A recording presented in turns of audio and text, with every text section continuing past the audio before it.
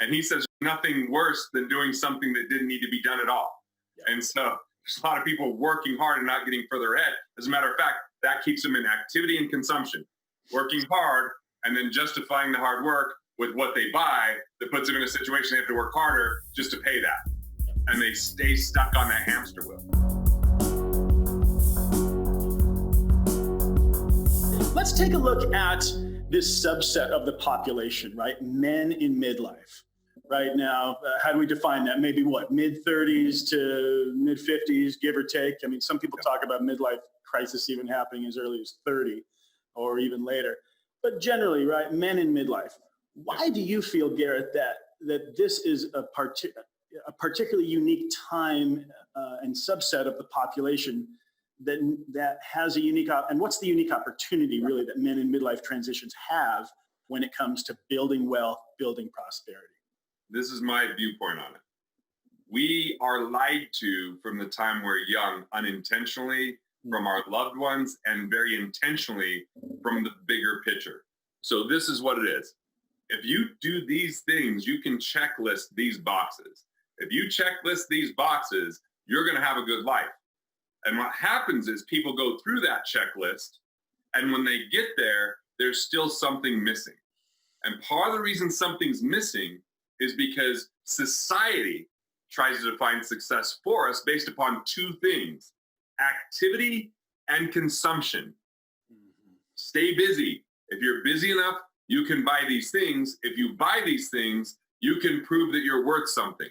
You could prove that you're lovable. You could prove that that teacher that said something bad about you in third grade was wrong. You could and so we're out there, and it's unfortunately this context of more, M-O-R-E. More is an unwinnable game, because no matter how much more you have, there's more to have. No matter how much you have, someone else has more. So it's this ever, elusive target. And so no matter how big of the home that you buy, no matter what awards you get, no matter what designations there are, if you're not living your purpose defined by who you are and what speaks to you, there's nothing that can replace that. And so if we look at where this even came from, I feel like Edward Bernays has been instrumental at creating a consumeristic, I don't know if consumptionistic's a word, consumeristic society. This consumeristic society was sex sells, right? So let's say if you drive this car, then you can get this woman. And if you have this thing, then other people will envy you and all this kind of stuff. And so Edward Bernays was the nephew of Sigmund Freud. And so he was hired by all these people, whether it was the presidents of the United States, almost all of them, whether it was Ford Motor Company. And so an example is there was a time where only like 2% of women were smoking. And so the tobacco companies hired him. And what he did is he didn't like the term propaganda. So he renamed propaganda public relations. He's the founder of the term public relations. And so one of the things he did is during one of these New York parades, he brought these women that wore garters, and they put cigarettes in there, and they walked the parade, and they were the freedom lighters. So they lit up the cigarettes, and within 2 years, 49% of smokers were women, right? Because he understood how to initiate the propaganda of consumerism. So if we're stuck in someone else's definition of success, if we're trying to fulfill something that's an unfillable void, whether that's perfectionism, whether that's more, then we're not living life on our terms. We're living life in hopes that something else is going to make it work or make us happy. And ultimately, we hit that point in life where we're like, this just doesn't sing my song. This doesn't speak to me. This isn't who I am. And that's that midlife where we get to say, what's important? What really matters? And if we look back and say, what are the top days of our life? Those top days are typically not what we were told were going to be the top days, right? Like my top days had to do with watching my son in a play just absolutely crush it. And I'm going, whoa, that level of talent, to me getting up on stage that same week and doing stand-up comedy, which was outside of my comfort zone, to having an amazing date night with my wife that we stayed up the whole night laughing and talking and doing other things I wouldn't talk about on this podcast, right? So like it wasn't the day that I got notification I hit New York Times and Inc. 500 in the same day. That wasn't there for me because it was like checking the list. Now, those things aren't bad, hitting New York Times, hitting Inc. 500, but they just weren't as fulfilling as I thought they were going to be, because it was all about getting somewhere versus enjoying the space in between, versus creating a game worth winning, versus being on a journey that I don't want to retire from. And when we get crystal clear about our purpose, there's nothing more powerful for our finances or fulfillment in life. But it has to be our purpose, not governed by trying to appease our parents, trying to appease our teachers, or trying to appease even our preachers that a lot of times don't know exactly what our sole purpose is. Our sole purpose is our values, our abilities, and our passions combined for the highest context of our living. And it's unique to us. So no one can tell us what it is. We have to discover it. We have to do that internal work. And no amount of money can compensate for that. No amount of success in societal terms and accolades can compensate for that. Because if we don't discover it, we don't become the best version of who we are. And look, sometimes we're chasing what seems like opportunity, but it's merely a distraction from the things that really sing to who we are. So that's what I believe. Beautiful. I love it. I mean, there's so much overlap here. So the piece you're mentioning here, Garrett, about always seeking more, it's huge. And really your perspective is really a spiritual one, right? That more, doesn't exist. And the real goal, what we're really seeking, is inside of ourselves. It's in our relationships, as you're saying. It's in our families. It's in our communities. It's in how we serve the world. And that's what I like to share when people ask for a definition of purpose. What I share is that purpose is where, and actually this was a theologian who shared this, Frederick Buechner, said that purpose is where our deepest, what did he say? He said it's where our deepest passion intersects with the world's deep hunger, right? So it's what brings us fully alive and meets the need, an authentic need out there in the world, right? Where that connects. Right, because I definitely have some passions that are better described as hobbies. Yes. Right, and they're fine. Yeah, and they're fine. Right. I didn't have hobbies in my 20s. I was busy working, you know?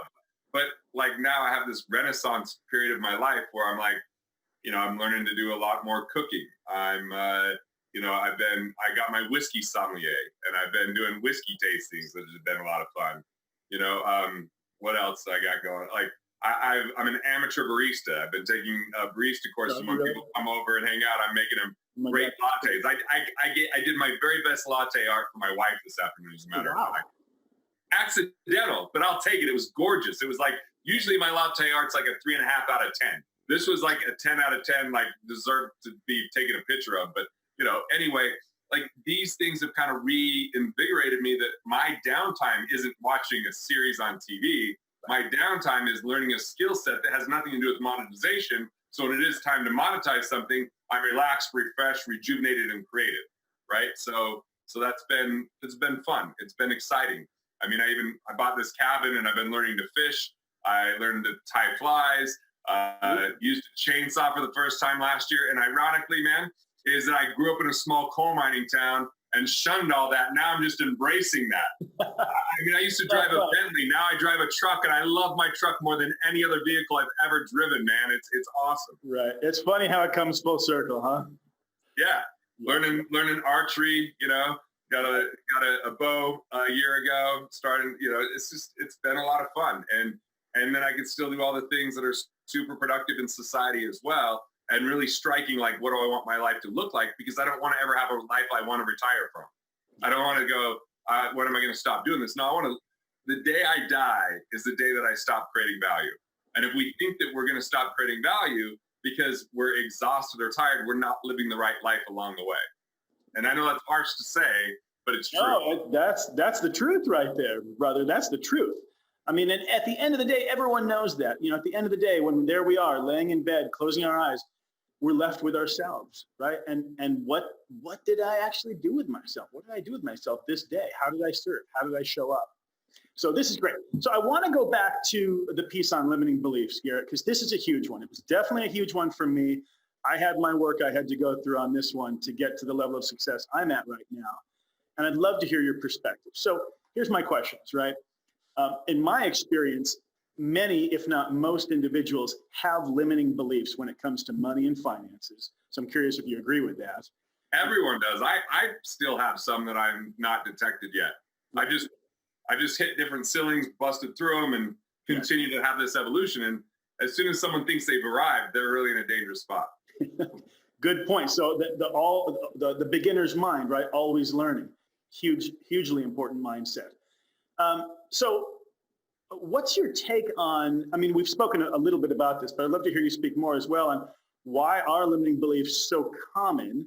And specifically, what do people do?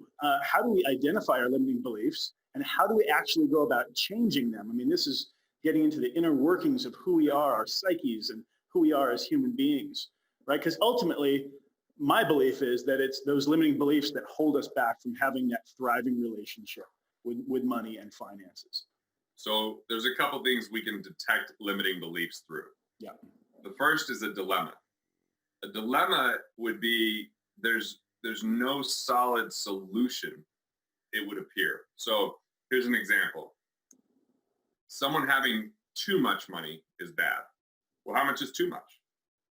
Too big of a house is bad. Well, how much is too much? Like, it's not measurable. It's a judgment that comes from a dilemma, right? Like, hey, I want more money, but I feel like money's bad. That's a dilemma. What we've got is somewhere there's misinformation, there's a lack of truth, there's not an acknowledgement of principle because of whatever is out there. So when you find yourself in a dilemma, you know that you've got stuck with some misinformation or myth.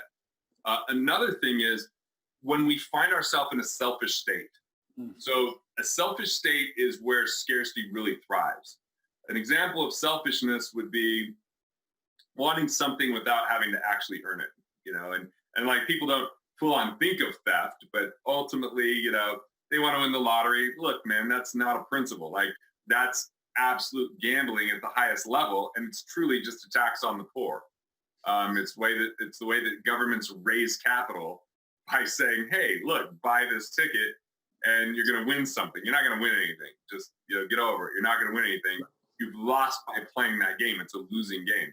So selfishness paradoxically prevents us from being wealthy because when we get into a mindset of victimhood, of blame, of jealousy and envy, of any of this, we now are no longer aligned with principle. And we're going to stay stuck because that selfishness blinds us to being a contributor. Because reductionist thinking, scarcity thinking, elimination thinking versus value creation, no one shrinks their way to wealth. So as soon as we stop thinking of others and merely think only of ourselves, I want to be clear about this. It doesn't mean that we neglect self-care. Self-care is required to be of utmost value. And making sure that you win is required for you to be sustainable. It's not sacrifice, because in the world of religion, sacrifice means to make sacred. That's noble, that's great. Outside of that, it usually means giving up something greater for something lesser, which is ironic and asinine. And too many people are doing that, sacrificing life today for retirement, you know, sacrificing enjoyment because one day, someday. It doesn't mean that we recklessly spend. It means we've got to absolutely look to deliver more value, impact more people. And so discover the dilemmas. They leave footprints of failure, and they leave footprints of, or they leave structures of inaction.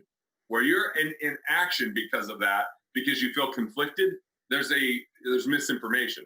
Like, look, Killing Sacred Cows was really, really good at this.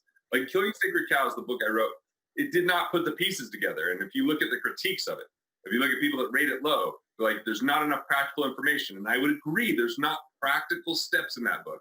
What it is it's detecting 9 of the most subtle lies that derail us from things that would bring sustainable success and prosperity to our lives. And without detecting them, they're so subtle. That's the thing, is obvious lies we know to avoid. We know how to navigate that. It's the subtle ones that have billions of dollars of marketing and other people that tell us that's what we're supposed to do that create kind of that difficulty. So that book's really good at determining what are the main things that hold us back and what are those things that kind of blind us to prosperity. So dilemmas and selfishness are going to be the biggest factors that kind of propagate that negativity or that scarcity. Beautiful. So, and I'm just loving how, again, you're bringing it back to the inner game, right? It's not all about the actions we take in the outer world. I mean, yes, ultimately those actions matter, but what are those actions based off of? Well, think about this. Yeah. Hard work, the wrong philosophy equals bankruptcy. Yep. Hard work, the wrong philosophy equals enthusiastically running in the wrong direction. That's a Peter Drucker quote, right? And he says there's nothing worse than doing something that didn't need to be done at all. Yep. And so there's a lot of people working hard and not getting further ahead. As a matter of fact, that keeps them in activity and consumption, working hard and then justifying the hard work with what they buy that puts them in a situation they have to work harder just to pay that. And they stay stuck on that hamster wheel. Yeah, exactly.